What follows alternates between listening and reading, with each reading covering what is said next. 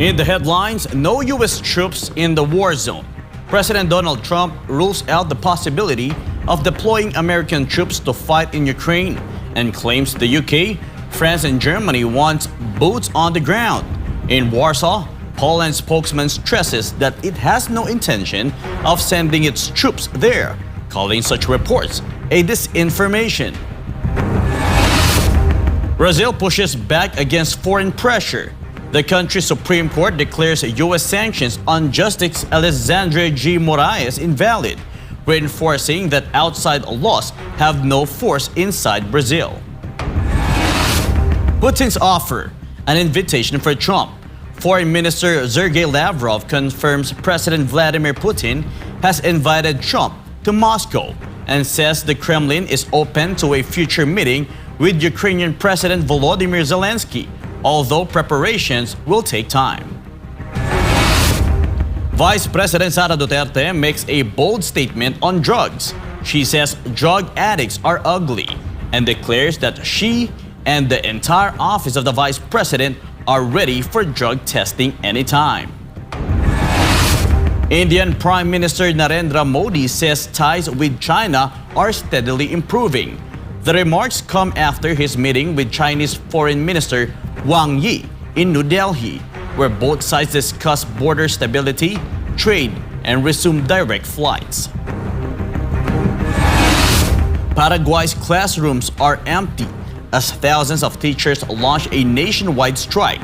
They're demanding higher salaries, better working conditions, and a bigger slice of national budget for education. And Vice President Sara Duterte fires back at President Marcos Jr., slamming the timing of his flood control probe and demanding lawmakers, not just contractors, be held accountable. I'm Franco Baranda. Newsline World starts now.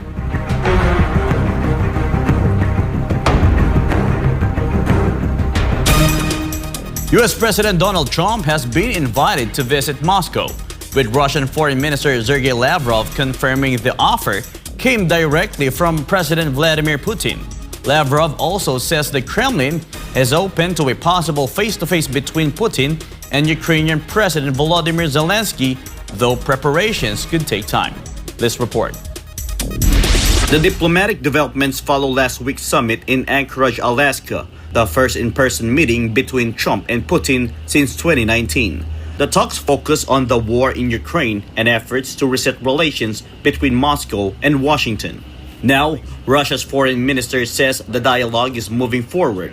In an interview with Russia's state TV, Sergei Lavrov confirmed that Trump has an invitation to Moscow, recalling how the U.S. president described the idea as interesting. At their joint press conference last week, Trump said he could get a little heat for traveling to Moscow, but added he could see it possibly happening. Both leaders hailed the Alaska summit in positive terms, and recently, Trump met in Washington with Zelensky, European leaders, and NATO officials to discuss conditions for peace. Afterward, Trump revealed he spoke again by phone with Putin and pledged to help arrange a direct meeting between the Russian and Ukrainian presidents, followed by a trilateral summit. But Lavrov says while Putin is open for talks with Zelensky, preparations for high-level summits take time, even as European leaders say the talks are expected to take place within the next 2 weeks. Lavrov's remarks came a day after Trump announced that preparations were already underway for a Putin-Zelensky meeting. The Kremlin has yet to confirm, saying only it is considering the possibility of high-level talks with Ukraine. For his part, Zelensky has publicly declared he is ready to meet Putin face-to-face, calling it the crucial first step toward ending war. Ukraine with us? Brazil's Supreme Court has ruled that foreign laws and court decisions hold no authority within the country, a move that comes after the United States imposed sanctions on one of its justices. This report from Joy Tabanao. The United States government has imposed Magnitsky sanctions on Brazilian Supreme Court Justice Alexandre G. Moraes, the magistrate leading the case against former President Jair Bolsonaro over an alleged coup attempt. Under the sanctions, Washington blocked Moraes' assets in the country in late July. The justice previously ordered the suspension of the social media platform X, formerly known as Twitter, in Brazil. But in the counter ruling, Justice Flavio Dino said foreign judicial and executive decisions have no effect inside Brazil unless processed through official international cooperation channels. The same principle was extended to recent United Kingdom court rulings against the Brazilian Mining Association in relation to the Mariana and Brumadinho dam disasters. Although the decision did not specifically mention the Magnitsky Act, legal sources indicated it effectively prevents the application of the U.S. law in Brazil. Washington has rejected this interpretation, maintaining that its sanctions remain valid. The standoff has added strain in Brazil-U.S. relations, with political and trade implications. A verdict in Bolsonaro's trial is expected to be handed down between the 2nd and 12th of September. Joy Tabanao, your citizen correspondent reporting for Newsline World. Indian Prime Minister Narendra Modi says relations with China are showing steady progress. He made the remarks after meeting Chinese Foreign Minister Wang Yi in New Delhi. Fatima Nazil reports. Prime Minister Modi received Chinese Foreign Minister Wang Yi at his official residence in New Delhi, where they held discussions focused on stabilizing border relations and healing diplomatic tensions that have strained ties in recent years. Modi emphasized that border stability is essential to improving relations. He also repeated India's call for a fair and reasonable settlement of the boundary issue. During his 3-day visit, Wang also held talks with Indian Foreign Minister S. Jaishankar and National Security Advisor Ajit Doval. Both sides admitted ties had gone through a difficult period but said they are prepared to move forward. Among the concrete steps agreed were better border management, resumption of direct flights, and reopening of cross-border trade. Both nations also pledged support for each other's upcoming leadership in the BRICS Forum.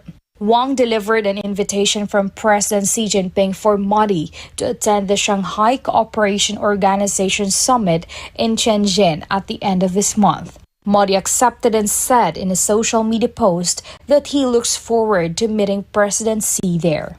This meeting represents the second encounter between the leaders since border clashes in 2020 that led to heightened tensions. It follows their first meeting last year at the BRICS Summit in Kazan, where they first signaled a thaw in relations. Reporting, this has been Fatima Rozil, SMNI News.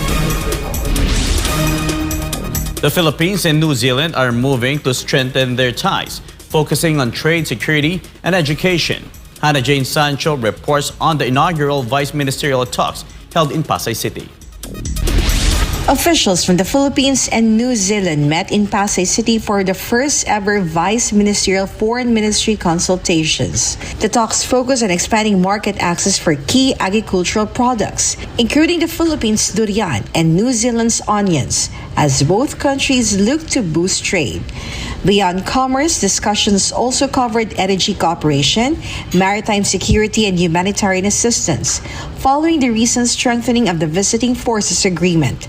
Education was also highlighted, with both nations citing scholarship programs like Manaaki New Zealand and joint community projects in Mindanao. According to the Department of Foreign Affairs, the goal is to establish a comprehensive Philippines-New Zealand partnership by 2026, with the next round of talks scheduled in New Zealand in 2027. Officials say ongoing discussion aim to ensure a fair and open trading relationship for both sides. For God, my beloved country, the Philippines, this is Hannah Jane Sancho, SM9 News. Up next, Vice President Sara Duterte makes a bold statement on drugs. She says drug addicts are ugly and declares that she and the entire office of the Vice President are ready for drug testing anytime. And Vice President Sara also fires back at President Marcos Jr., slamming the timing of his flood control probe and demanding lawmakers, not just contractors, be held accountable. Newsline World will be back after the break.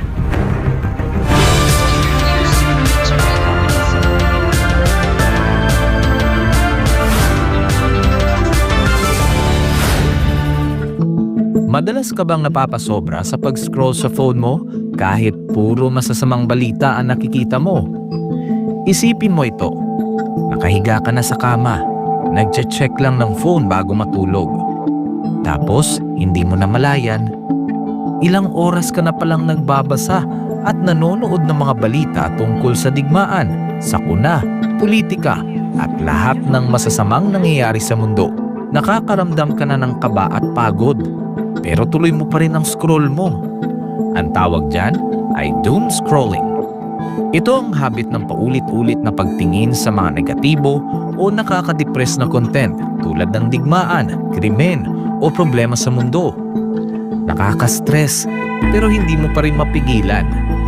Ayon sa isang pag-aaral ng Texas Tech University, ang sobrang konsumo ng masasamang balita ay nauugnay sa pagtaas ng stress, anxiety at pisikal na sintomas gaya ng pagkapagod at sakit ng ulo. Ayon naman sa Harvard Health, ang doom scrolling ay nagpapataas ng fight or flight hormones tulad ng cortisol at adrenaline na nakakapagpabigat ng isip at katawan. Nakakaapekto ito sa iyong mood, tulog at maging sa mental at physical health mo. At kapag naman puro memes at random na content ang pinapanood mo ng sunod-sunod hanggang sa mawalan ka na ng gana na mag-isip at gumawa ng iba pang gawain, ang tawag naman diyan ay brain rot. Sa Gen Z at tinatawag na internet culture, ang brain rot ay overconsumption o sobrang tagal na panonood ng paulit-ulit, mababaw, magulo o walang saysay na content online hanggang sa parang manhid na ang utak mo. Kapag nasobrahan, syempre, nakakasama. Nawawalan ka na ng focus, nawawala ang motivation, hirap mag-isip ng malalim, parang lutang o foggy ang utak. Masaya sa simula, pero kapag sobra, napapagod ang isip mo. Nahihirapang mag-concentrate at parang lutang. Mas delikado pa ito sa mga bata dahil ang utak nila ay nasa proseso pa ng pag-develop. Kaya mas malakas ang epekto ng doom scrolling at brain rot sa kanila. Maaaring makaapekto sa pag-aaral, pag-iisip at pakikitungo sa iba.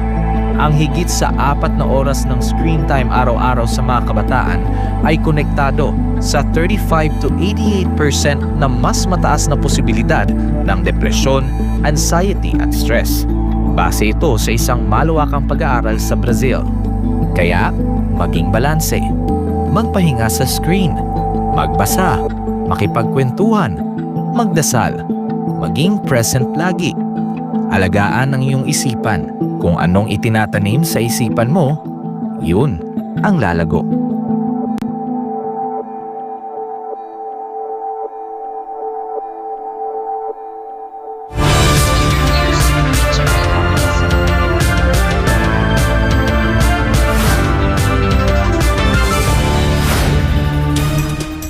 Several Filipino-Chinese foundations conducted relief operations for residents affected by recent flooding in Metro Manila as the Senate opens its probe into alleged flood control anomalies. Jason Rubrico files this report. Many families in Metro Manila, especially in Pasay City, are still struggling with the effects of consecutive storms and heavy flooding. Kasi yung iba talagang di nakapasok sa trabaho. Alam mo naman, kung talagang nandun talaga sila sa marginalized sector, naiinda pa rin nila. As part of the immediate response, several Filipino-Chinese foundations launched a relief operation distributing 2,000 rice bags to affected residents. Groups involved include the Federation of Filipino-Chinese Chambers of Commerce and Industry Incorporated, the Filipino at Chino Magkaibigan Foundation, and the Angelo King Foundation. According to FFCCCII, the initiative highlights how meaningful collaboration can strengthen food security and support vulnerable families. Our program is to help these poor people in time of calamity. Actually, during this typhoon, we generate around 10 million pesos for the calamity fund. We purchased 50,000 packs of rice of 5 kilo per pack to giving to all the affected area, including the area in the northern part of Philippines. Alongside the relief effort, the group of Filipino-Chinese businessmen also called on the government to address irregularities in flood control projects. Hopefully, the government can do something to for this flood control to solve the flood control problem. On Tuesday, the Senate officially began its probe into alleged anomalies in flood control projects following President Ferdinand Marcos Jr.'s order for a nationwide review of major contractors. For God and my beloved Philippines, I am Jason Rubrico, SMNI News. Vice President Sara Duterte took a swipe at President Ferdinand Marcos Jr. over his order to investigate irregularities in the country's flood control projects. VP Sara questioned the timing of the move, claiming the president is merely preparing an excuse should massive flooding hit the nation again. Jason Rubrico is back for more news. The Senate has begun investigating key contractors behind the country's defective flood control projects. This came following the directive of President Ferdinand Marcos Jr. But Vice President Sara Duterte insisted that accountability should not stop with the contractors, saying lawmakers who control the budget must also be held responsible. Well, lahat sila dapat. No, hindi lang yung mga contractors dahil yung mga contractors ay mga tauhan din sila ng mga members of the House of Representatives. VP Sara again hit out at House Speaker Martin Romualdez and the Bicol Party List Representative Zaldico, accusing them of controlling and dividing the national budget. The same reason she stressed that pushed her to step down from the Department of Education. Kung maalala ninyo, meron akong ginawa na interview noon kung bakit ako umalis sa Department of Education. Binagyat ko doon na 2 tao lang ang nagde-decide sa budget ng Pilipinas. Yun ay si Martin Romualdez at si Zaldico. At yung mga kasamahan nila o mga grupo nila, kasama din nila yon sa paghati-hati noong budget ng Pilipinas. Dahil nakita namin yon sa Department of Education. The Vice President added that she had long reported to Marcos Jr. the meddling of lawmakers in government funds, but the President, she said, ignored her warnings. This is why she now questions the sudden decision to investigate flood control projects. Nabanggit namin yon kay BBM na ganun ang ginawa, pero noon ay wala siyang reaction. Tapos bigla ngayon, meron na siyang reaction. Paniwala ko, ginagawa nila yan para lang sabihin sa susunod na baha na, tingnan nyo, may ginawa naman kami. Pinaghahandaan niya lang yung excuse niya para sa susunod na baha. The investigation is expected to continue in the coming weeks as both the Senate and the public await clarity on who should ultimately be held accountable. For God and my beloved Philippines, I am Jason Rubrico, SMNI News.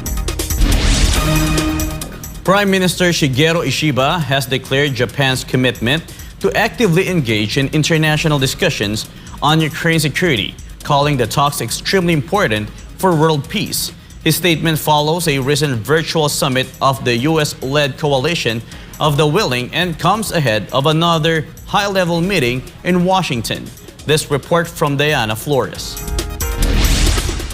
In Tokyo, Japanese Prime Minister Shigeru Ishiba is voicing strong support for fresh diplomatic efforts to end the war in Ukraine. He welcomed what he called U.S. President Donald Trump's positive approach and praised European and Ukrainian leaders for the frank talks at the White House. Ishiba stressed that Japan sees the conflict not only as a regional war but as a direct challenge to global stability. He also sounded the alarm on growing military ties between Russia and North Korea, citing reports that Pyongyang is supplying ammunition and even troops to the battlefield. Ishiba warned the fallout could extend beyond Europe and threaten the Indo-Pacific as well. His comments follow the Trump-Putin meeting in Alaska and come ahead of more U.S.-hosted talks with European leaders and Ukraine's President Volodymyr Zelensky. Ishiba said Japan stands ready to take part, hoping the talks lead to what he called a just and lasting peace. で、日本といたしましてもこの会合には大きな関心を持って注視をしているところでございます。で、私自身このようなトランプ大統領の積極的な取り組みということは歓迎すべきことだと思いますし、で欧州の首脳が集まって、そしてまたウクライナと共にそういう会談が行われるということは肯定的に考えるべきものだと思っておりますが、でそこにおいて率直な議論が行われるということ、そしてウクライナに公正で永続的な平和、これが実現するというような道筋ができること、これを強く期待をいたしております。で我が国といたしましては、これも昨日のオンライン会議で申し上げたことですが、北朝鮮の兵士によりますウクライナに対する戦闘への参加、あるいは弾薬、砲弾等の提供、このようなロシアと北朝鮮の軍事協力、この進展というものを強く懸念しているということは昨日も強調したところでございます。でこの問題も含めまして、このロシアによるウクライナ侵略、これを終結に向かわせるという上において、インド太平洋を含む世界全体の安全保障、国際秩序に禍根を残さないということが重要であって、このことには我が国としてもこのオンライン会議にアジアから日本だけが参加をしておりますので、これはただウクライナの問題ではないと、世界の平和と安全、そういうものの維持というものについて極めて重要であり、我が国としてこれから先も積極的にこの議論には参加していきたいというふうに考えておるところでございます。Diana Flores, your global citizen correspondent, reporting for Newsline World. Drug addicts are ugly, a strong remark from Vice President Sara Duterte, as she declared that she and the entire office of the Vice President are ready to undergo a drug test anytime. Jason Rubrico has more on this. Vice President Sara Duterte is again pushing for a drug test in government. This comes after Senator Mig Zubiri called for mandatory random testing in the Senate, Congress, and other agencies. She says she's ready but will wait for a direct order from President Ferdinand Marcos Jr. Matagal na ako nagsasabi, sir. Matagal na ako nagsasabi na magpa-drug test na kami lahat. Inaantay ko lang talaga si BBM at yung Office of the President na magsabi na magpa-drug test na. Kahit ngayon pa, magsabi sila na magpa-drug test tayo, magpa-drug test, walang problema sa akin yun. In fact, kami din sa Office of the Vice President, handa kami na magpa-drug test lahat. Duterte adds drug testing is crucial to make sure public officials have the sound judgment needed to lead and make decisions. Unang-una, napakahalaga kasi ng drug test. Kasi tinatanong natin yung kapasidad ng ating mga leaders na mag-isip at magdesisyon. Kapag nagdodroga ka, altered yung state of mind mo eh. So paano natin napapanigurado na sakto yung mga desisyon or ikaw pa ba yung gumagawa ng mga desisyon? So napakahalaga talaga ng drug test kasi it goes into the competency of the person in office. The Vice President also backed PNP Chief General Nicolas Torres' remarks that drug use not only harms the body and mind but also shows in one's physical appearance. Malamang papangit ka talaga pag adik ka kasi 'di ba ano 'yon, hindi ka kumakain ng maayos, hindi ka natutulog ng maayos at wala nang laman yung utak at tiyan mo niyan eh kasi 'di ba ano na lang 'yan, para kang zombie, para kang tulala lagi pag nagdodroga ka. So, oo, kasi nangingiwi ka na kasi nga wala nang vitamins and nutrients yung katawan mo. Kaya totoo yan talaga. Papangit talaga yung mga addict, pangit talaga sila. For God and my beloved Philippines, I am Jason Rubrico, SM9 News. Good news for thousands of Filipinos seeking medical care. More than 14,000 patients have already benefited from the government's new Bayad na Bil Mo program. The initiative promises zero balance billing in state-run hospitals, ensuring that even the most vulnerable can live without worrying about mounting hospital costs. Creseling Catarong reports.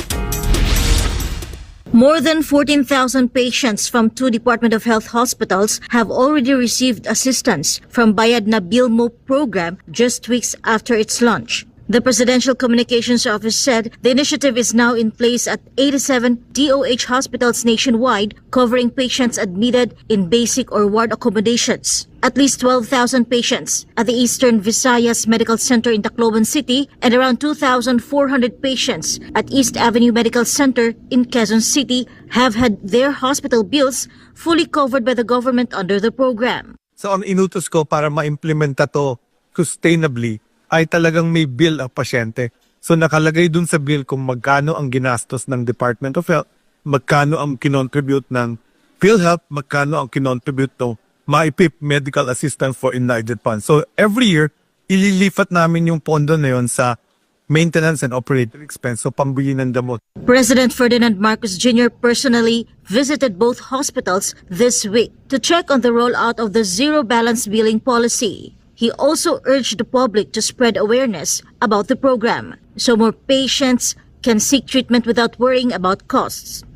Kailangan natin pasalamatan lahat ng ating magigiting at napakasipag at napaka-dedicated na healthcare workers. That instinct of service, of dedication, they continue to show kahit walang pandemya. Funding for Bayad na Bilmo comes from the Medical Assistance Program for Indigent and Financially Incapacitated Patients, the Philippine Charity Sweepstakes Office, Philippine Amusement and Gaming Corporation, and the DOH hospital budget on top of benefits from PhilHealth. For God and for my beloved country, the Philippines, this has been Kersiling Katarong, SMNI News. Mindanao may be getting less next year, and a lawmaker questions the 2026 budget and how funds reach the region.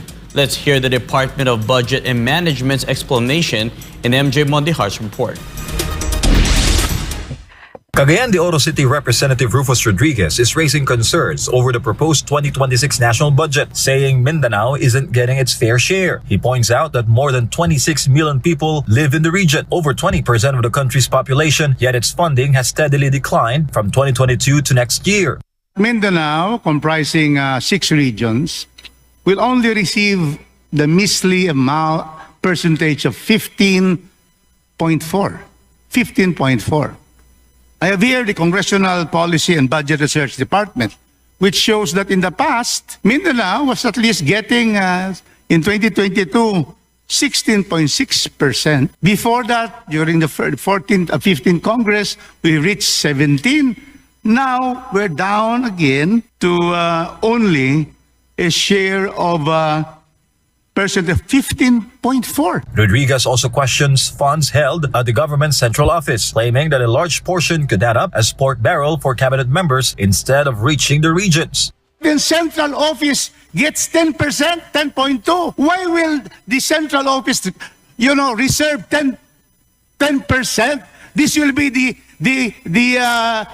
pork barrel of the cabinet members.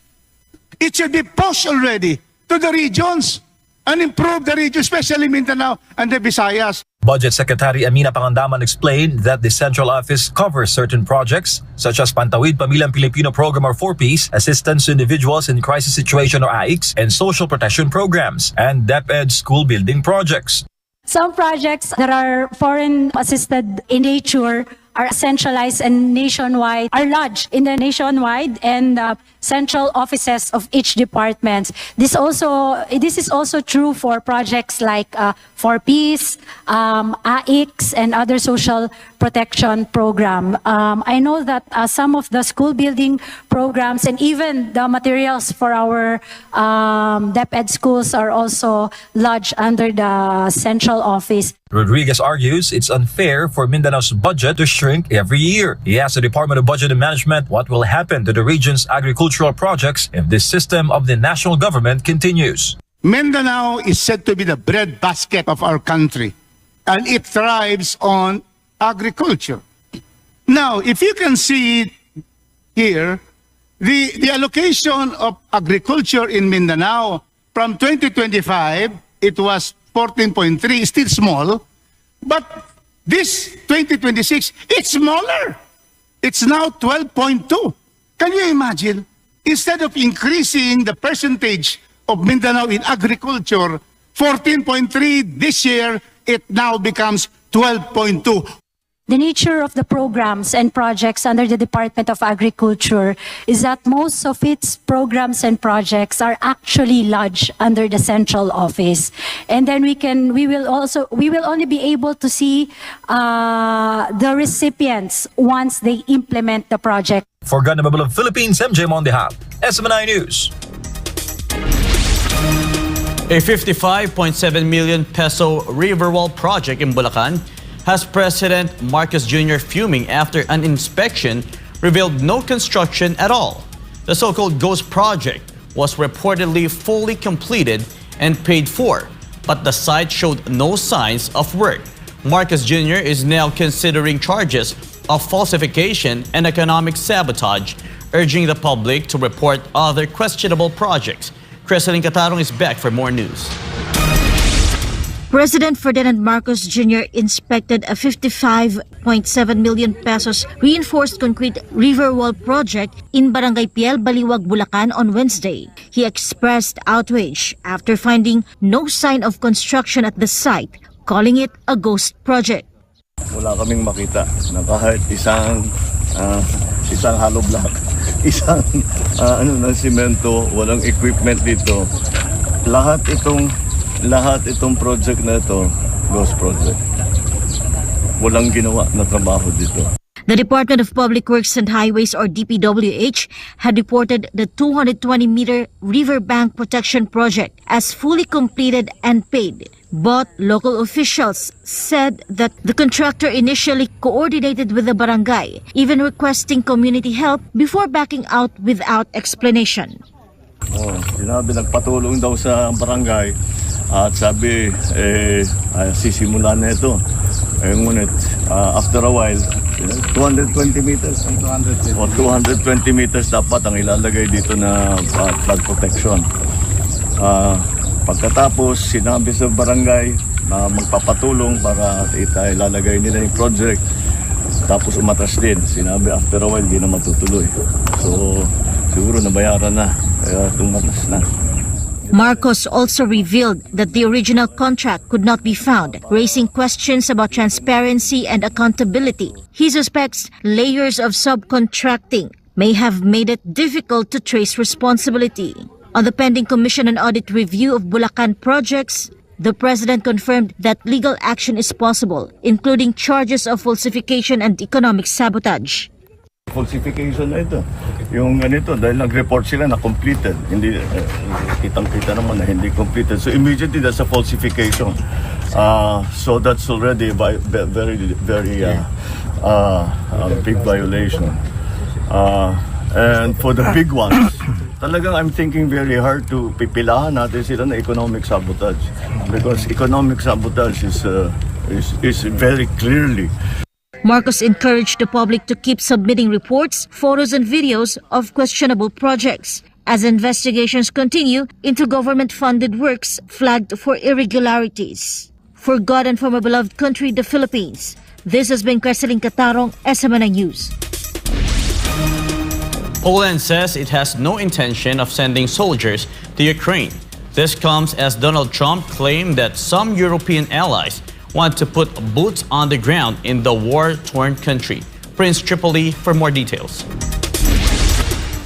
In Warsaw, Poland's government spokesperson Adam Zlapka clarified that Poland has no intention of deploying troops in Ukraine. He said claims that a group of countries were getting ready to send troops were nothing but disinformation. Zlapka added that Warsaw supports a tough line against Russia, but only through political and security agreements that fully guarantee Ukraine's independence. His remarks followed a major show of support for Kyiv in Washington recently. 6 European leaders from Germany, France, the UK, Italy, Finland, and the European Commission joined NATO's Secretary General in Washington, where they met with Zelensky and US President Donald Trump. To recall, Trump claimed in an interview with an American media channel that the UK, France, and Germany actually want boots on the ground in Ukraine. Trump ruled out US involvement on deploying troops on the ground, but did not rule out helping by air. He also said Ukraine would never join NATO and that it would never have any chance of reclaiming Crimea Crimea. During talks in Washington, the European leaders agreed to focus on security guarantees instead of pushing for full NATO membership. Zelensky has previously demanded accession to NATO, but Russia maintained that Ukraine should remain neutral if that is needed under any agreement. Reporting for Newsline World, this has been Prince Tripoli, your citizen correspondent. The Eurozone is running into trade trouble. New numbers show its trade surplus with the rest of the world has dropped sharply, with US tariffs and other global shocks taking their toll. According to Eurostat, the Eurozone's trade surplus fell to 7 billion euros in June. That's a steep decline of more than 66% compared to the same month last year. The rest of the European Union also took a hit, posting a trade surplus more than 60% smaller than a year ago. Reports from US media suggest American tariff hikes played a key role as EU exports to the United States hit their lowest level since 2023. But analysts point to other factors as well, from weaker global demand to higher imports and shifts in currency values. Despite the strain, there's still some bright spots, as the EU has expanded trade with Brazil, China, and other emerging economies. Still, heavy industries like machinery and chemicals remain under pressure, showing how tough the external trade environment has become.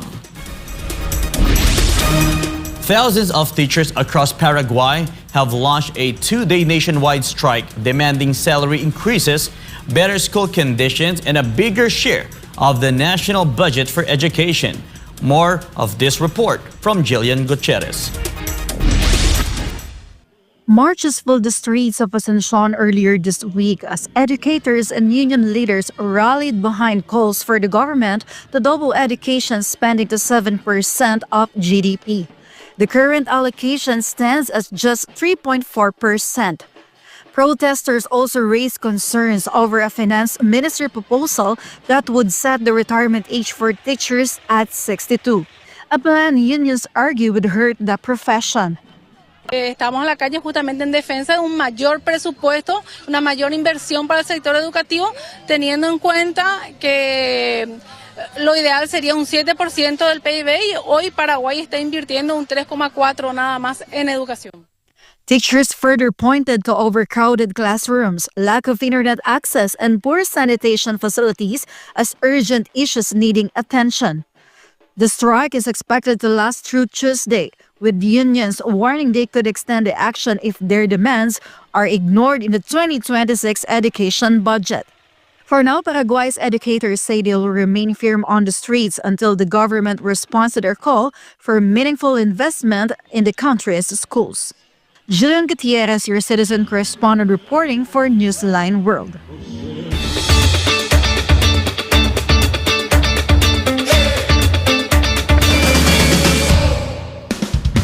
A schoolgirl from Glasgow has turned a simple idea into global recognition.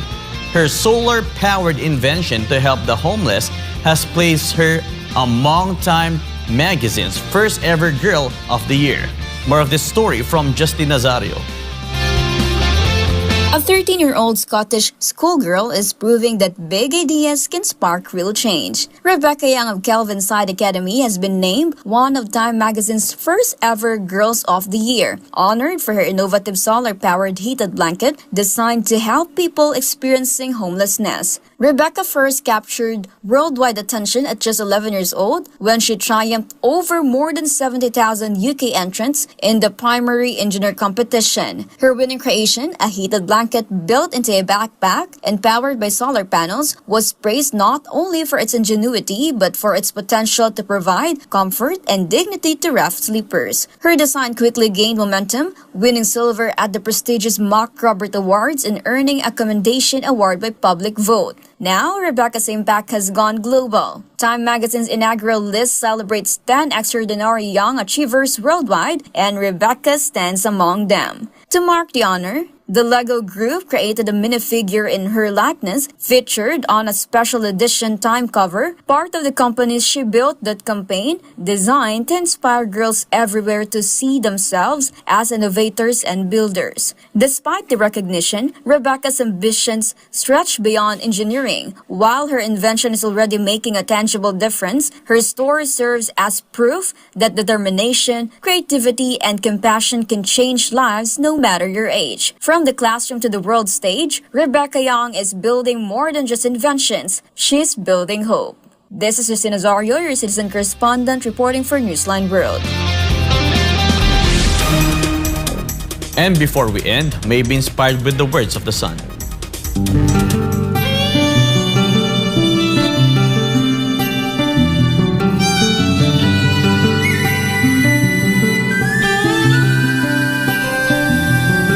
You cannot defeat darkness by darkness, evil by evil, and hate by hate.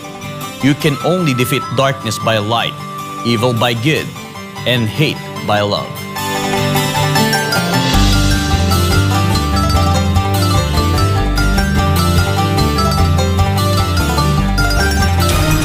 And that's all for this edition of Newsline World. For God and my beloved country, the Philippines, I am Franco Baranda. Thank you for watching. Goodbye.